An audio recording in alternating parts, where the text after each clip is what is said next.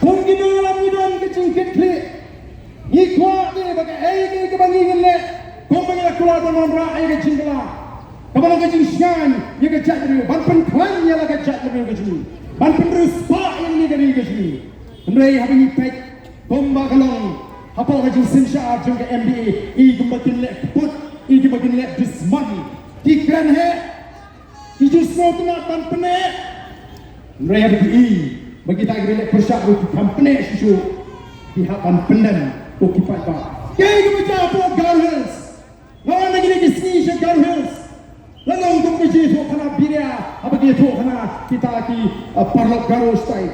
kau ni yang ler mana ni badan kerja ini mau mulai iapler kau ni iapler kumno apa di pulit dia botkam banyak gad use tissue jauh Conrad Sangma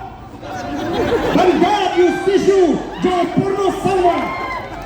tiang ni nang mutfai bau ni nang alam ski ulah lesuk sebeneng plan upah dia lesuk sebeneng baru minta nama dah banyak use tissue deki pulit balik dia banyak use tissue kalau penuh wan di nong song apa ukarus abau patpa ulah pita abau patpa umrah pediang syuk ya kecing penibo jom kita kijat beliau uhap banle kuntu what's most now kau kipat ba dai nama kata kini mak dibangi lawan ra kabar kamat tolong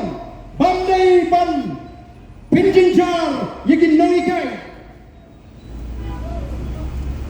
kadai gawai kabangi ni lebu hangi balenyong yakni stop harassment of teachers Pinoy kay bapili nakapor sa kapor kihapan nila exam yang kita di eligibility test nakapor sa kapor kinahapan nila kita MTET kinahapan nila yung test kibubun hindi ka mas go palabat doon bakit nila pass kita di test kilalang qualified panhigay menta kibubun kinoy tiyo yang kajing betah bahwa correct paper ini kena penpas look mendai ban penfil mentohi penilai tes sama bukta dan mengapa penpas tes langhi benong nahikai lalu kum kata kecing betah oh kipat babi lapen saja ini nahikai cukup the voice of the people party isru tu hoi ini kecing betah jom the directive jom the Supreme Court mereka naik ke sorkar ke benong sensitif lalu ke ban perkat dia kecing jom nahikai kumno gini giman sesong kano sakatu kan Islam rundang habis rekod biang habis ya kata ke MTET ko kipat ba nomor batang ismo bagani ke sorkar kadai ban shimkia nalor ke tulap pemambiang nalor ke tulap pemerit sa ka penung kami gini kai di kambaro to sensus tu hagi noi kai duty election tu gini kai lengba ka jingalang ba kum kani bat lengba ka ni jingalang ni tawa na ka sorkar bat kam dai show ban penankam ye ki noi ka ka kam census bat ha ka kam election duty air